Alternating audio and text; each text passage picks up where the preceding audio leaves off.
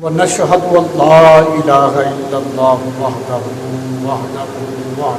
لا شريك له ونشهد أن سيدنا ومولانا محمدا عبده ورسوله أما بعد فأعوذ بالله من الشيطان الرجيم بسم الله الرحمن الرحيم فصل لربك وانحر صدق اللہ العظیم و صدق رسولہ النبی الکریم۔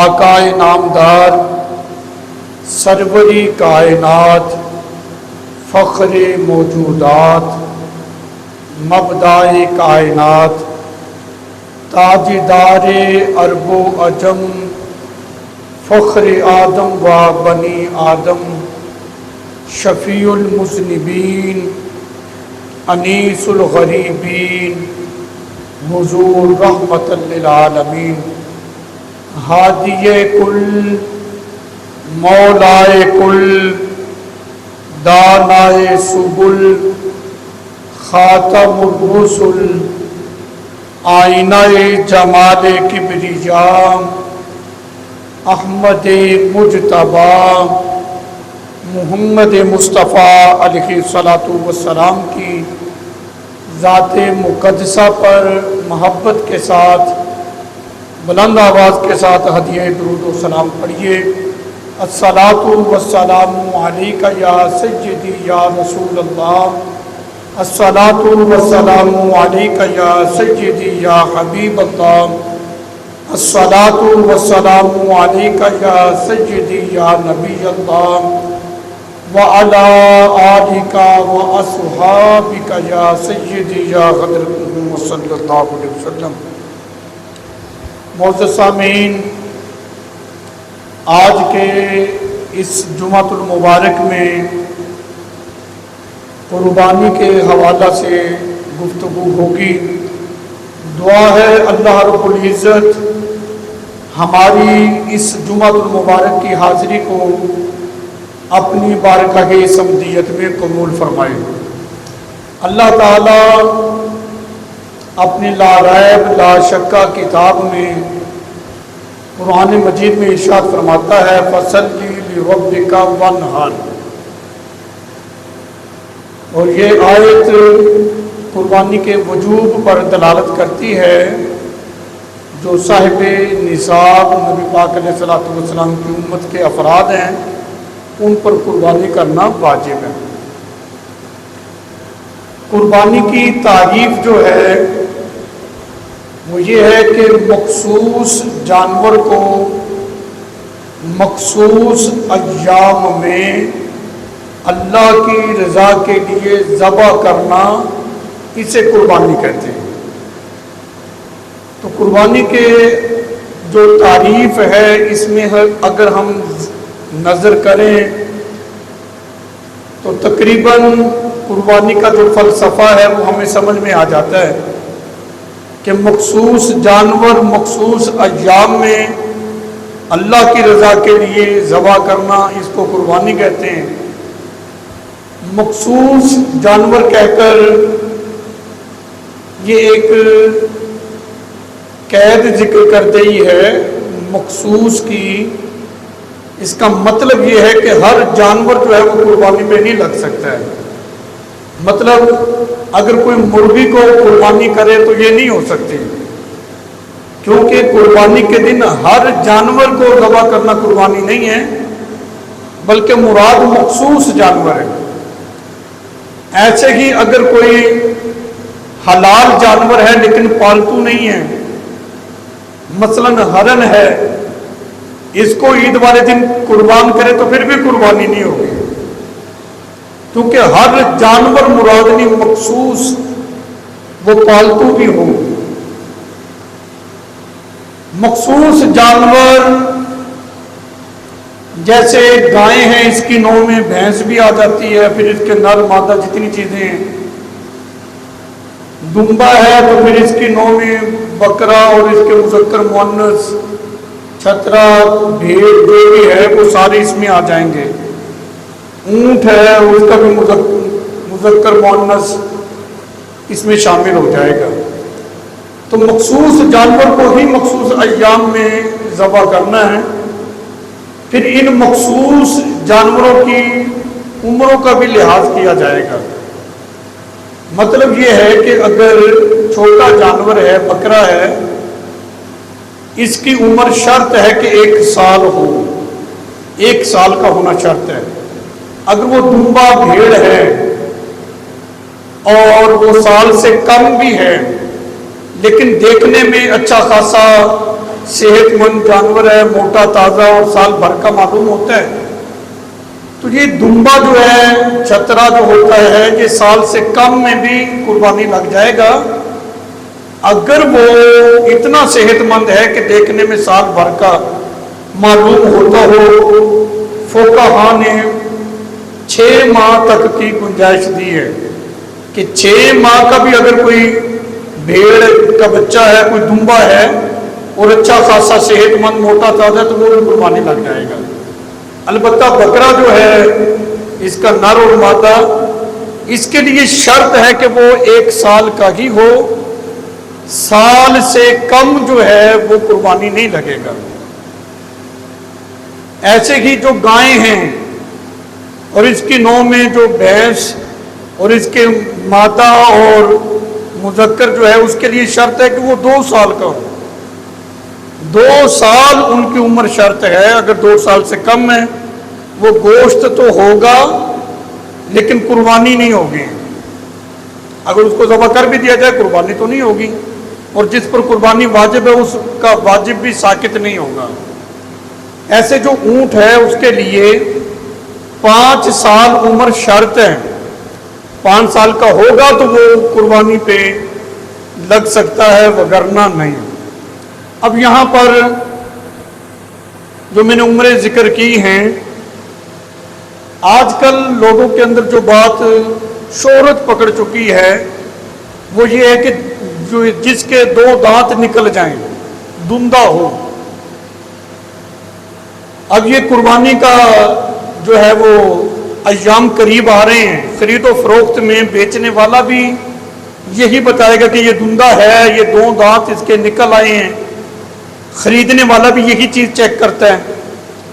حالانکہ قربانی کے لیے یہ شرط نہیں ہے کہ بھی وہ جانور ایسا ہونا چاہیے کہ اس کے 2 دانت نکلے ہوں، وہ دندہ ہو. یہ تو قربانی کے لیے شرط ہی نہیں ہے.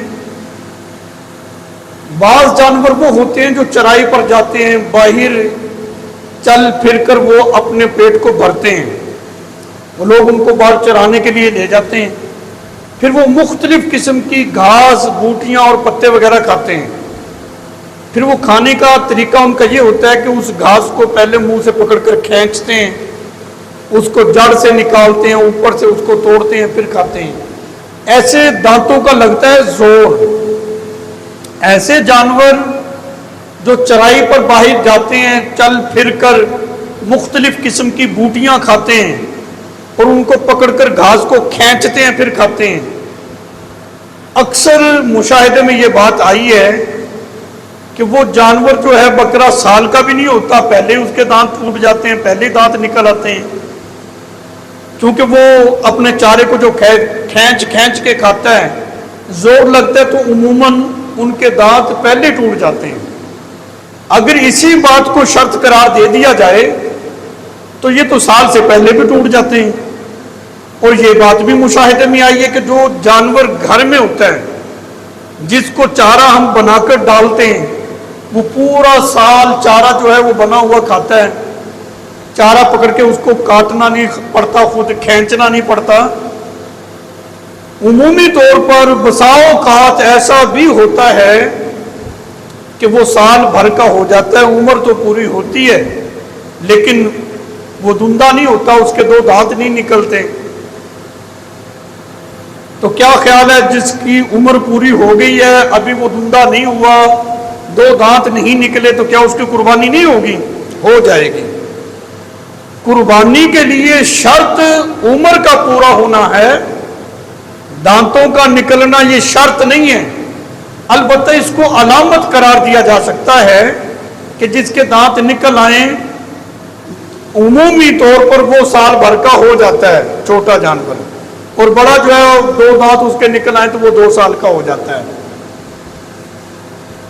تو اس حوالے سے میرا ایک مشورہ یہ ہے، قربانی کا جانور خریدتے ہوئے یا تو کوئی با اعتماد ہو، جو جھوٹ نہ بولتا ہو، جس پر اعتماد آپ کو ہے، اور یہ پتہ چل جائے کہ یہ سال بھر کا ہو گیا ہے، تو پھر اس کا دندہ ہونا کوئی شرط نہیں ہے، اس کی قربانی ہو جائے گی. لیکن آج کل لوگ جو بیچنے والے ہوتے ہیں وہ بس اپنا جانور بیچنے کی کرتے ہیں، اور ہر آدمی پہ بھروسہ بھی اعتماد نہیں کیا جا سکتا، کیونکہ جھوٹ عام ہو چکا ہے. اور وہ کہے دیکھو جی یہ دندہ بھی ہو گیا ہے، 2 دانت نکل آئے ہیں، سال بھر کا ہے، اور عین ممکن ہے کہ اس کی عمر پوری نہ ہو. اگر عمر پوری نہ ہوگی تو اس کی تو قربانی نہیں ہوگی. تو بہتر پھر یہ ہے کہ اگر دانتوں کو دیکھنا ہے تو پھر 4 دانتوں والا دیکھا جائے. چلیں اور کچھ نہیں تو یہ تو تسلی ہوگی نا بھی عمر اس کی پوری ہے.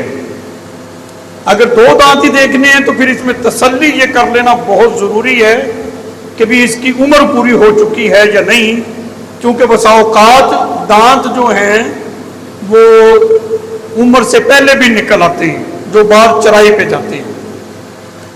تو یہاں مخصوص جانور اس کے ساتھ ان کی عمروں کا لحاظ کرنا بھی یہ بہت ضروری ہے.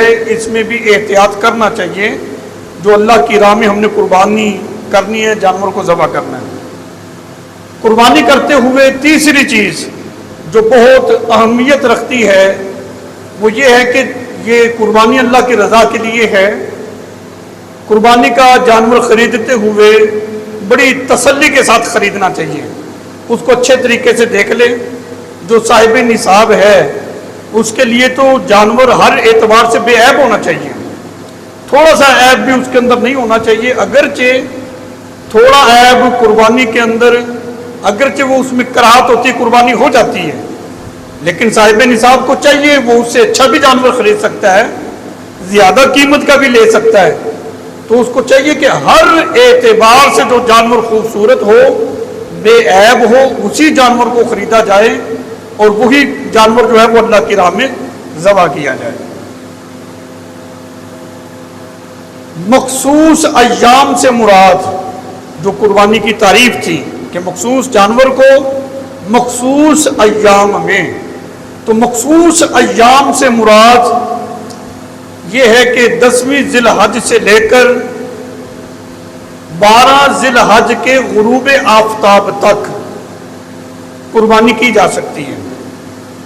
یعنی 10 ذی الحج، 11 ذی الحج اور 12 ذی الحج کا غروب آفتاب، اس سے پہلے جو ہے جو قربانی ہوگی، جانور ذبح کیا جائے گا، وہ قربانی ہو جائے گی. اور 12ویں ذی الحج کے غروب آفتاب کے بعد جو قربانی کی جائے گی، جانور کو ذبح کیا جائے گا، وہ قربانی نہیں ہے. البتہ گوشت تو ہے، جیسے اب جانور ذبح ہو رہا ہے، گوشت تو وہ ہوتا ہے، حلال تو ہے، لیکن قربانی نہیں ہے. تو اس حوالے سے بہت سارے لوگ اس اعتبار سے بڑے متشکک رہتے ہیں کہ آیا کہ ان دنوں کی راتوں کے اندر بھی قربانی ہو سکتی ہے کہ نہیں. بھی دن میں تو قربانی ٹھیک ہے، دیکھتے ہیں ہو جاتی ہے، رات کا کیا حکم ہے؟ فقہا نے جو رات کی قربانی کو مکروہ قرار دیا ہے، اس کی علت یہ تھی کہ پہلے چونکہ بجلی نہیں ہوتی تھی، لائٹ کا کوئی خاص انتظام نہیں ہوتا تھا، کچھ چراغ وغیرہ ہوتا تھا، اتنی معمولی سی لائٹ اور روشنی میں تو جانور ذبح نہیں نہ ہوتا. اسلام ہمیں ہر چیز کی تعلیمات دیتا ہے. مطلب یہ ہے کہ جس جانور کو ذبح کرنا اس کو خام خواہ زیادہ تکلیف نہیں دینی ہے. چھری کو تیز کر لو، اس کا کیا مطلب ہے؟ اور وہی ذبح کرے جو ذبح کرنے کا ہنر جانتا ہے، اس کا کیا مطلب ہے؟ تاکہ جانور کو زیادہ تکلیف نہ دی جائے، ایسے انداز میں اس کو ذبح کیا جائے کہ اس کو تکلیف کم ہو. رات چونکہ بجلی اس وقت ہوتی نہیں تھی، لائٹ کا کوئی خاص انتظام نہیں تھا، چراغ وغیرہ ہی جلایا کرتے تھے گھروں میں، تو کم روشنی میں عین ممکن تھا کہ جانور اچھے سے ذبح نہ ہو. کیونکہ جانور کو ذبح کرتے ہوئے گردن کے درمیان میں जो उभरी हुई हड्डी होती है, इसके दरमियान से ज़बह किया जाए तो आसानी से ज़बह हो जाता है। जो 4 रगें कटना ज़रूरी हैं वो आसानी से कट जाती हैं। अगर छुरी जो है वो गर्दन के दरमियान में उभरी हुई जो हड्डी है, इससे आगे और पीछे हो जाए तो फिर वो छुरी हड्डी में जाकर रुक जाती है, जो गले की हड्डी होती है, और रगें कटती नहीं है, जानवर की रूह निकलती नहीं, वो तड़पता ही रहता है। इस तरह उसको अज़ियत बहुत पहुंचती है, तकलीफ बहुत होती है। इस वजह से रात को कुर्बानी करने से मना किया गया था, और रात को कुर्बानी करना ये मकरूह करार पाया था। अब चूंकि रात भी दिन जैसा होता है, रात को अगर लाइट वगैरह रोशन कर ली जाए तो रात रात रहती नहीं। अगर वाकई ही किसी जगह पर ऐसा इंतजाम है तो फिर वो 10 और 11 की दरमियानी रात, 11 और 12 की दरमियानी रात, 2 रातें और 3 दिन, 10 ज़िलहज, 11 ज़िलहज और 12 ज़िलहज के गुरूब आफ्ताब तक, 10 और 11 की दरमियानी रात, 11 और 12 की दरमियानी रात, इन 2 रातों में भी अगर कोई कुर्बानी कर सकता है और लाइट का अच्छा खासा इंतजाम है तो कर सकता है। ये अब मकरूह नहीं है। वो पहले जो मकरूह था उसकी इल्लत यही थी कि रोशनी नहीं होती थी। मखसूस अय्याम के अंदर ही इनको ज़बह किया जाएगा। अब मखसूस अय्याम जहां ईद की नमाज पढ़ना वाजिब है, उस जगह पर कुर्बानी जो है वो नमाज ईद की अदायगी के बाद ही होगी। अगर इन अय्याम में ऐसी जगह जहां पर कुर्बानी ईद जो है वो वाजिब थी और ईद की नमाज से पहले ही जानवर को ज़बह कर दिया है, अगरचे मखसूस अय्याम हैं, चूंकि नमाज ईद से पहले ही जानवर को ज़बह कर दिया तो ये कुर्बानी भी नहीं होगी। अलबत्ता वो जानवर हराम नहीं होगा, हलाल है, गोश्त उसका खाना दुरुस्त है, लेकिन कुर्बानी नहीं है। इस हवाले से अबू दाऊद शरीफ के अंदर यानी कुतुब अहादीस में किताब दहाया के अंदर हदीस पाक मौजूद है कि एक सहाबी ने नमाज ईद पढ़ने से पहले जो है वो कुर्बानी कर ली, अपना जानवर ज़बह कर लिया। सरकार अलैहिस्सलातु वस्सलाम ने फरमाया कि जिसने हमारी ईद की नमाज पढ़ने से पहले जानवर ज़बह किया उसकी कुर्बानी नहीं हुई। वो कहता जी मेरा इरादा तो ये था कि आज चूंकि ईद का दिन है, खाने पीने का दिन है, मैंने जल्दी से जानवर ज़बह किया ताकि घर वालों के लिए, हमसायों के लिए खाने का एहतमाम जल्दी हो जाए। फरमाया नहीं, कुर्बानी नहीं हुई, तुम्हें कुर्बानी दोबारा करना पड़ेगी। फिर ये सरकार अलैहिस्सलातु वस्सलाम के अपने इख्तिसास हैं कि उसके लिए कम उम्र वाला जानवर भी इजाज़त दे दी कि तुम उसको कर लो। ये सिर्फ उसी के लिए हुक्म था, उसी सहाबी के लिए। बकिया उमूमी हुक्म ये नहीं है। बकरा जो है वो 1 साल उसकी उम्र शर्त है, यहाँ तक कि 1 दिन भी वो अपनी उम्र से छोटा रह गया है।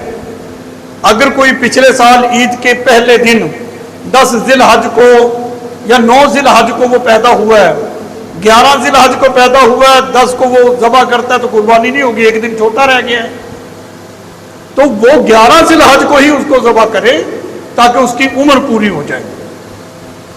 तो ये तो था कि उस मखसूस जानवर को मखसूस अय्याम के अंदर ही ज़बह करना। तीसरी चीज़ कुर्बानी की तारीफ में ये थी अल्लाह की रज़ा के लिए, कि जो जानवर ज़बह किया जाए वो अल्लाह की रज़ा के लिए होना चाहिए। अगर महज गोश्त खाने की नीयत से कुर्बानी की है या इज्तिमाई कुर्बानी में इसलिए हिस्सा रख लिया कि मेरे बच्चे ईद के दिन लोगों के घरों की तरफ ना देखें कि कब कहीं से गोश्त आए और हम भी खाएं, बस मैंने इसलिए हिस्सा रख लिया, ये भी खा लें, भी कुर्बानी कर रहे हो, कहते जी गुंजाइश तो नहीं थी, बस इसलिए मैंने कुर्बानी का हिस्सा रख लिया है कि बच्चे ईद वाले दिन लोगों के दरवाज़ों की तरफ नज़र ना डालें कि भी हमारे घर में भी कोई लेकर आए और खाए, मैंने हिस्सा रख लिया, चलो मेरे बच्चे भी गोश्त खा लेंगे। अगर महज इरादा गोश्त खाने का है, अल्लाह की रज़ा नहीं है, तो वो कुर्बानी नहीं होगी। और इस हवाले से जो इज्तिमाई कुर्बानियाँ होती हैं कि बड़े जानवर में 7 अफराद शरीक होते हैं और 7 अफराद शिरकत करके फिर उस जानवर को इज्तिमाई तौर पर कुर्बान किया जाता है, پھر بعد میں اس گوشت کو تقسیم کیا جاتا ہے. اگر ان افراد میں سے ایک آدمی بھی ایسا ہوا جس کی قربانی کی نیت نہیں تھی، اللہ کی رضا نہیں تھی، محض گوشت کھانا تھا، اپنے بچوں کے لیے گوشت مہیا کرنا تھا، تو سننا پھر یہ نہیں ہے کہ قربانی کا ایک جز نہیں ہوا، بلکہ پوری قربانی نہیں ہوگی، کسی ایک کی بھی قربانی نہیں ہوگی. تو لہذا جہاں اجتماعی قربانی ہو اور جو شرکاء ہیں اس قربانی کے، اجتماعی قربانی کے چند اہم مسائل ان کو سکھائے جائیں، ان کو بتائے جائیں اور ان کی نیت بھی درست کروائی جائے، تاکہ نہ اس کی اپنی قربانی خراب ہو نہ ہی دوسروں کی ہو. اور اجتماعی قربانی کے اندر ایک خاص طور پر چیز یہ بھی مد نظر رکھنی چاہیے کہ کوئی بد مذہب بیچ میں شریک نہ ہو، کیونکہ اس کا عمل تو قبول ہی نہیں ہے، کہیں اس کی وجہ سے تمہاری اپنی قربانی ضائع نہ ہو جائے. یعنی صحیح العقیدہ ہونا بھی ضروری ہے، اور قربانی میں اللہ کی رضا کی نیت ہونا بھی ضروری ہے. محض گوشت کھانے کا ارادہ نہ ہو. یہ ہے کہ مخصوص جانور کو قربانی کی تعریف مخصوص ایام میں اللہ کی رضا کے لیے ذبح کرنا، اس کو قربانی کہتے ہیں. چونکہ یہ ایک جدید دور ہے، لبرل لوگ مختلف قسم کی باتیں گھڑتے رہتے ہیں، مختلف قسم کے اعتراضات کرتے رہتے ہیں. عام فام مسلمان ان کی باتوں میں بھی آ جاتی ہیں. کہتے ہیں دیکھو اللہ کی رضا ہی حاصل کرنی ہے، وہ کوئی ضروری ہے کہ جانور کے خون بہانے میں اللہ کی رضا ملے گی؟ قربانی کے مخصوص ایام کے اندر مسلمانوں کا اربوں روپیہ نالیوں میں بہہ جاتا ہے، سڑکوں پہ بہہ جاتا ہے.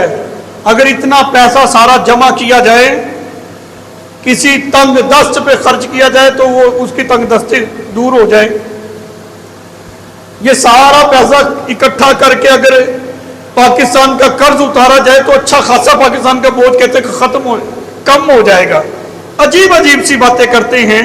بھی بچیوں کا جہیز بنا دو، کسی غریب کی مدد کر دو، کسی بے روزگار کو اس کا کوئی کاروبار کا سیٹ اپ کر دو. یہ تو کوئی ضروری نہیں ہے کہ ایک ہی دن میں یہ مخصوص ایام میں سارے جانور ذبح کر دینے ہیں. اس طرح کی باتیں بہت ساری سننے کے ملتی ہیں. یہ ہر سال کی تقریباً روٹین ہے کہ ایسا کر لیں. پھر اگر جانور ہی کرنے تو ایک دن میں کیوں کر رہے ہو؟ نیت کر لو، اور یہ کوئی کمیٹی بن جائے، وہ پیسے جمع کر لیں کہ یہ فلاں حضرت کا بیل ہے، لیکن اس کو کچھ جانور جو ہیں وہ ذی الحج کو ذبح ہو جائیں، کچھ محرم میں ہوں، کچھ سفر میں ہوں، کچھ ربیع الاول میں ہوں، کچھ ربیع الثانی میں ہوں. یوں سارا سال جانور ذبح ہوتے رہیں اور فقراء کو گوشت مہیا ہوتا رہے. تو یہ ایک اچھی چیز ہے، کہتے ثواب بھی حاصل کرنا ایسے بھی مل جائے گا. تم مخصوص ایام میں ہی سارے جانور کیوں ذبح کرتے ہو؟ اس کی کیا وجہ ہے؟ اور انہیں کہو تم باتیں بنا رہے ہو، تمہیں پتہ کوئی نہیں. رسول اللہ صلی اللہ علیہ وسلم کی خدمت میں صحابی نے سوال کیا کہ یا رسول اللہ صلی اللہ علیہ وسلم یہ قربانیاں کیا ہیں؟ میرے آقا علیہ الصلوۃ والسلام نے فرمایا یہ تمہارے باپ حضرت ابراہیم علیہ السلام کی سنت ہے. مطلب یہ ہے، یہ جتنے اعتراضات ہو رہے ہیں نا، یہ ہاں کوئی وقت نہیں رکھتے. جب یہ قربانی ہے ہی اللہ کے پیاروں کا طریقہ اور وسعت والے پر واجب ہے، تو پھر انہی ایام کے اندر یہ عبادت اسی طریقے سے کی جائے گی تو قبول ہوگی، اس کے علاوہ نہیں. بلکہ حدیث پاک ہے کہ قربانی کے ایام میں خون بہانے سے بڑھ کر کوئی عمل جو ہے انسان کا اللہ کے ہاں مقبول نہیں ہے، زیادہ مقبول نہیں. خون بہانا ہی اللہ تعالیٰ کے ہاں یہ زیادہ مقبول ہے. اگر وہ قربانی کا پیسہ اپنے کسی اور کسی بھی نیک کام میں صرف کر دیتا ہے، وہ نیکی اتنی مقبول اللہ کی بارگاہ میں نہیں ہوتی جتنی کہ جانور کو قربان کرنا، یہ نیکی اللہ کی بارگاہ میں مقبول ہوتی ہے. یہ ایک شیطانی وسوسے ہیں. جب شیطان کو اللہ تعالیٰ نے یہ حکم دیا तमाम फरिश्तों को आदम अलैहिस्सलाम को सजदा करो, सब सजदे में चले गए, एक ही नहीं गया था। हालांकि गुलाम का काम होता है हुक्म मानना। गुलाम का काम तो ये नहीं ना होता कि बीच में वो बातें करना शुरू कर दे कि ये ठीक नहीं है और ये ठीक है। वो शैतान अकड़ गया कि मैं आग से बना हूं, ये मिट्टी से बने आदम अलैहिस्सलाम, तो आग ऊपर को जाती, मिट्टी नीचे रहती है, उम्दा तो मैं हूं, मैं इसके सामने क्यों झुकूं, मरदूद हो गया। तो हम गुलाम हैं। जहां अल्लाह और उसके रसूल का हुक्म आ जाए, इस तरह की बातें ना तो करनी चाहिए ना ही सुननी चाहिए, बल्कि गुलाम का काम ये होता है सर झुका के बात को माने बस। तो कुर्बानी के अय्याम में खून बहाना ही, जानवर को ज़बह करना ही, यही अल्लाह की बारगाह में नेकी मकबूल है। इसके अलावा वो जो भी नेकी कर ले इतना सवाब वो नहीं पा सकता है। हाँ, अगर दिगर कामों में भी तुम्हारी रगबत है, आप कुर्बानी भी करें जो आप पर वाजिब है, इसके अलावा फुकरा की आप वैसे भी खिदमत कर दें, इससे कौन मना कर रहा है, ये काम भी कर लें। लेकिन ऐसा नहीं करना है कि कुर्बानी वाले पैसे बचाकर हम किसी और खाते में लगाएं, इसकी इजाजत नहीं है, बल्कि अल्लाह और उसके रसूल का ये हुक्म है, मुसलमान ये कुर्बानी करेंगे। जब इंसान अल्लाह और उसके रसूल का हुक्म मानता है तो फिर उसमें बरकत होती है। हजरत इब्राहीम अलैहिस्सलाम को हुक्म हुआ, मैंने पिछले साबका जुमा में भी बड़ी तफसील के साथ ये गुफ्तगू की, अब वैसे ज़िमनन बात कर रहा हूं। उनको हुक्म ये हुआ कि तुम अपने बेटे को कुर्बान करो। वो एक तफसीली जो उनको मुतवातिर ख्वाब आते रहे। अब इब्राहीम अलैहिस्सलाम जिन्होंने इतनी मन्नतों के बाद, इतनी दुआओं के बाद, वो बेटा और बेटा भी हजरत इस्माईल अलैहिस्सलाम जैसा, और जब हुक्म हुआ कि इसको मेरी राह में कुर्बान करो, इब्राहीम अलैहिस्सलाम उसको कुर्बान करने के लिए गए। नीचे लिटा भी दिया, छुरी भी चला रहे हैं, लेकिन ये एक आजमाइश थी पूरी हुई। इस्माईल अलैहिस्सलाम की जगह पर जंती दुम्बा आ गया, वो ज़िबा हुआ। अब देखिए इसमें बरकत कितनी है। हजरत इस्माईल अलैहिस्सलाम की औलाद में अल्लाह ताला ने इतनी बरकत रखी, जो अल्लाह की राह में कुर्बान होने के लिए तैयार होना, बरकत ये होती है इस्माईल अलैहिस्सलाम की औलाद में से रब ने अपने महबूब को रख दिया है कि नबी करीम अलैहिस्सलातु वस्सलाम भी हजरत इस्माईल अलैहिस्सलाम की औलाद में से हैं। जो अल्लाह की राह में चीज कुर्बान हो वो खत्म नहीं होती, ये हमारा वहम है, ये एक शैतानी वसवसा है। बल्कि जो अल्लाह की राह में कुर्बान किया जाए उसमें बरकत होती है, वो बढ़ती है।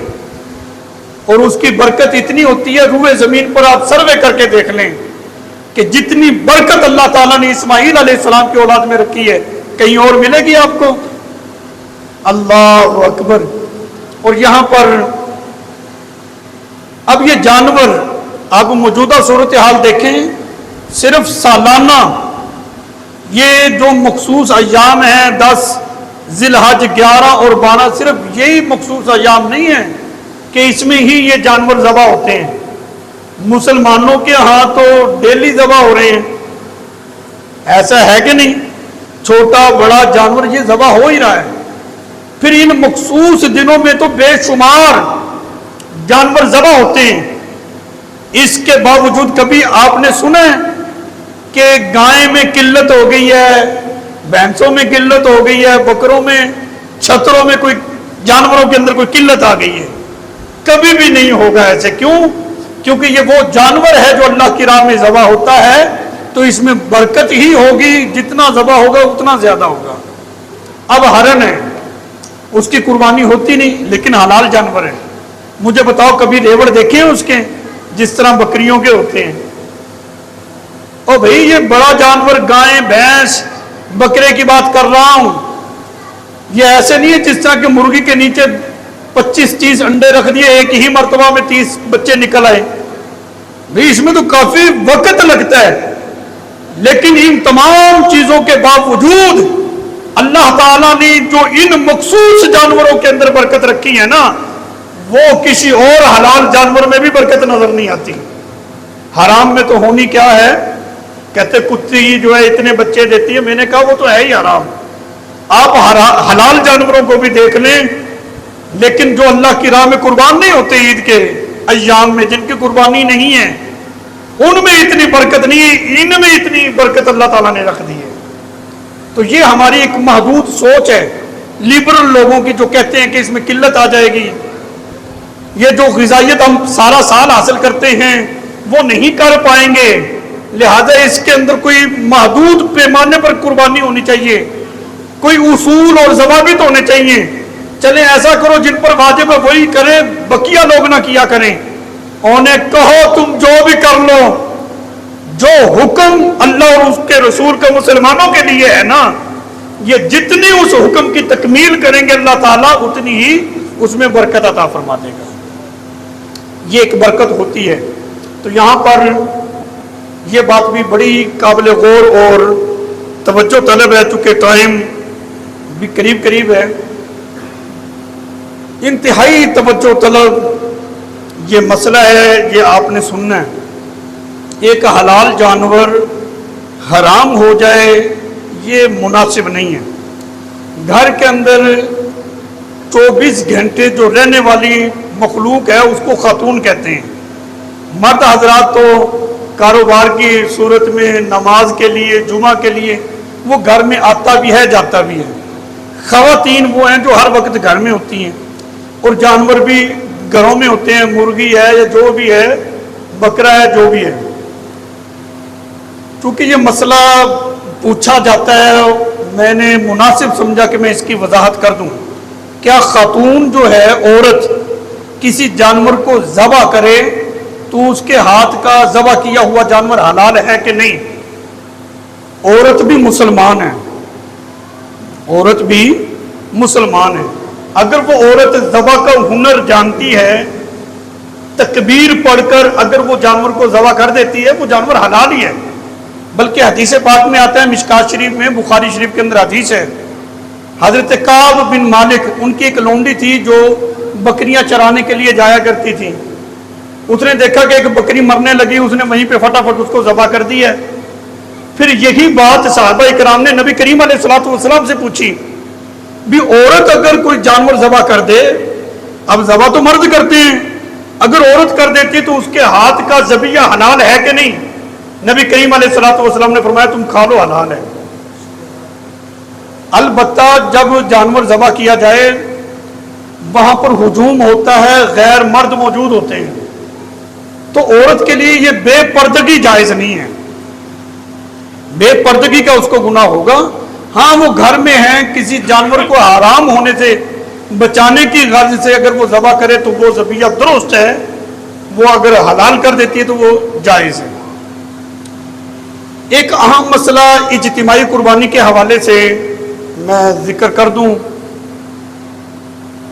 ہوتا یہ ہے، گھر کے 3-4 افراد جمع ہو کر کہتے ہیں جی 25,000 روپیہ 30,000 روپیہ حصہ ہے، ہم ایسا کرتے ہیں، ہم 4 بھائی ہیں، ہم ان کو آپس میں تقسیم کریں. چلیں جی 4 ہیں، 5-5 ہزار روپیہ جمع کیا، 20,000 کا حصہ ہے. اگر زائد ہے تو زائد رقم جمع کر لی کہ ہماری بھی قربانی ہو جائے گی. اب وہ 4 افراد جمع ہو کر ایک حصے میں شرکت کر رہے ہیں اور نیت یہ کر لی ہے کہ ہم سب کی قربانی ہو جائے گی. ایسے ہم سب کی قربانی نہیں ہوگی، بلکہ جو دیگر شرکاء ہیں ان کی بھی قربانی نہیں ہونی ہے. اس کا بہترین طریقہ یہ ہے، اگر ایسا کرنا ہے 3-4-5 افراد جمع ہو کر ایک حصے میں شریک ہو رہے ہیں تاکہ گھر میں گوشت بھی آ جائے گا، ثواب بھی ملے، قربانی بھی ہو جائے.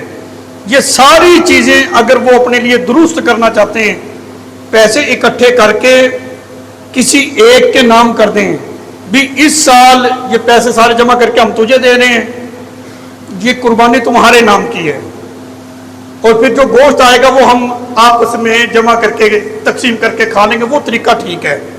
ایسے قربانی بھی ہو جائے گی اور وہ گوشت بھی ان کو حاصل ہو جائے گا. پھر آئندہ سال میں یہی افراد جمع ہو جائیں، دوسرے کی قربانی کر دیں، پھر یہی جمع ہو کر تیسرے کی کر لیں. اس طرح آسانی ہے کہ تھوڑے پیسوں میں ان کی قربانی بھی ہو جائے گی اور ان کو گوشت بھی حاصل ہو جائے گا. اور قربانی کے لیے خالصتاً اللہ کی رضا یہ شرط ہے. محض گوشت حاصل کرنا ہو تو پھر بھی قربانی نہیں ہوتی. یہ تو اجتماعی قربانی کے حوالے سے تھا. اس حوالے سے ایک ضابطہ ذہن میں بٹھا لیں. 7ویں حصے سے کم اگر حصہ ہے تو قربانی کسی کی نہیں ہونی. اگر زیادہ ہے تو اس میں کوئی مذائقہ نہیں ہے. مثال کے طور پر اگر 4 افراد ہیں، 4 افراد جمع ہو کر ایک گائے خرید لیتے ہیں پیسے ڈال کر اور اس کو ذبح کرتے، تو یہ تو قربانی درست ہے، کیونکہ 4 افراد کا جو حصہ ہے وہ تو اپنے حصے سے بڑھ گیا ہے. مطلب یہ تھا کہ 7ویں حصے سے کم نہیں ہونا چاہیے. ایک ایک حصہ کر لیں گے، جو 3 بچے ہیں وہ کوئی حقیقہ کر لیں یا پھر مشترکہ طور پر ارادہ کر کے کسی ایک کے سپرد کر کے کہہ دیں کہ یہ سرکار علیہ الصلوۃ والسلام کی طرف سے قربانی ہے، یہ سرکار غوث پاک کی طرف سے قربانی ہے، یہ فلاں بزرگ کی طرف سے ہے. تو ایسا کرنا درست ہے. زائدہ نہ ہو، 7ویں حصے سے حصہ کم نہیں ہونا چاہیے. زیادہ ہو جائے تو قربانی ہو جاتی ہے. تو یہ چیزیں ذہن میں رکھنا. اور اسی لیے کہا گیا کہ جہاں اجتماعی قربانی ہو، اور جس نے وہ جانور اجتماعی قربانی کا رکھا ہے، جب بھی کوئی اپنا جو ہے شریک ہونے کے لیے آیا کہ میرا حصہ رکھو، اس کو بتائے کہ بھی تمہارا جو حصہ ہے اس میں 2-3 افراد تو تم جمع نہیں ہو، اگر ہو تو ہیلا کرو، کسی ایک کی طرف سے کر لو. یہ چیزیں ان کو سمجھائی جائیں تاکہ کسی کی بھی قربانی ضائع نہ ہونے پائے. یا پھر اس کو کہے کہ تم یہ نیت کرو کہ میں خالصاً اللہ کی رضا کے لیے یہ قربانی کر رہا ہوں. یہ ارادہ نہ ہو جو میں نے ابتدا میں ذکر کیا تھا کہ بھی قربانی کے دن بچے ادھر ادھر لوگوں کے دروازوں کی طرف دیکھیں گے. میں نے کہا میں بھی رکھ لیتا ہوں، میرے بچے بھی گوشت کھائیں. اگر محض گوشت کا ہی ارادہ ہے تو تب بھی یہ کسی کی قربانی نہیں ہونی ہے. تو قربانی کے لیے ضروری ہے خالصاً اللہ کی رضا ہو، پھر جا کر وہ قربانی ہوتی ہے. یہاں پر میں ایک حدیث کا مفہوم اور ایک میسج اور ایک پیغام ہو جائے گا. وہ یہ ہے کہ قربانی کا جو جانور ہوتا ہے نا، جب اس کو ذبح کیا جاتا ہے، اس کے خون کا قطرہ، پہلا قطرہ ابھی زمین پر نہیں آتا، اللہ کی بارگاہ میں وہ مقبول ہو جاتا ہے. یعنی یہ ایسی نیکی ہے. قربانی کے ایام میں اگر کوئی آدمی جس پر قربانی واجب تھی قربانی نہ کرے، عہد پہاڑ کے برابر سونا بھی خیرات کر دے نا، اس کو اتنا ثواب نہیں ملنا جتنا کہ ان مخصوص ایام کے اندر خون بہانے کا ثواب تھا. اور دوسری روایت ہے، اس کا مفہوم بھی سنیں. نبی کریم علیہ الصلوۃ والسلام نے فرمایا جس میں وسعت ہو، یعنی جو صاحب نصاب ہے، وسعت کے باوجود اگر وہ قربانی نہیں کرتا، نبی کریم علیہ الصلوۃ والسلام نے فرمایا کہ وہ ہماری عیدگاہ میں نہ آئے. یہ بات پتہ کب ہوتی ہے؟ ہماری کسی سے معمولی ناراضگی ہو جائے نا، ہم کہتے ہیں کہ آئندہ سے مجھ سے بات نہ کرنا. یہ معمولی ناراضگی ہے، آئندہ مجھ سے بات نہیں کرنی. اگر سخت ناراضگی ہو جائے تو کہتے ہیں کہ میرے گھر میں بھی کبھی نہیں آنا تم نے. یہ ہوتا ہے طریقہ کار. اس کا مطلب یہ ہے کہ جن میں وسعت ہے، جو صاحب نصاب ہیں، اس کے باوجود قربانی نہیں کرتے. رسول اللہ صلی اللہ علیہ وسلم نے اتنی سخت ناراضگی کا اظہار کیا ہے اپنے اس امتی سے، فرمایا کہ وہ ہماری عیدگاہ کے قریب بھی نہ آئے.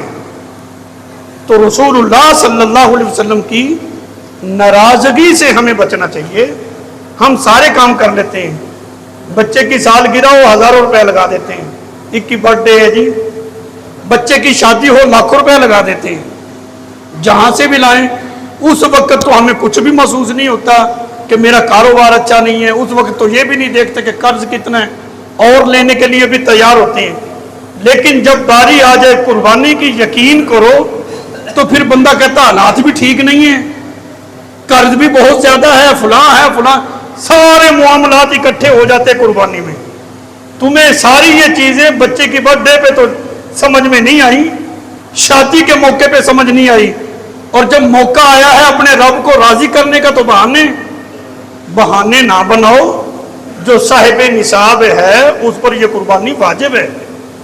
سنت کا جو لفظ بولا گیا ہے مطلب یہ طریقہ ہے ابراہیم علیہ السلام کا نبی کریم علیہ السلام نے بھی قربانی کی ہے، تو قربانی کرنے میں یہ حضور علیہ السلام کی بھی سنت ادا ہوتی ہے اور صاحب نصاب پر اس کا وجوب ہوتا ہے۔ فَصَلِّ لِرَبِّكَ وَانْحَرْ، یہ قرآن مجید کی آیت ہے۔ اس اعتبار سے یہ قربانی صاحب نصاب پر واجب ہے، نہ کرنے والا جو نہیں کرتا رسول اللہ صلی اللہ علیہ وسلم اس سے سخت ناراض ہی نہیں بلکہ سخت ناراضگی کا اظہار بھی فرما رہے ہیں کہ وہ ہماری عیدگاہوں کے قریب نہ آئے۔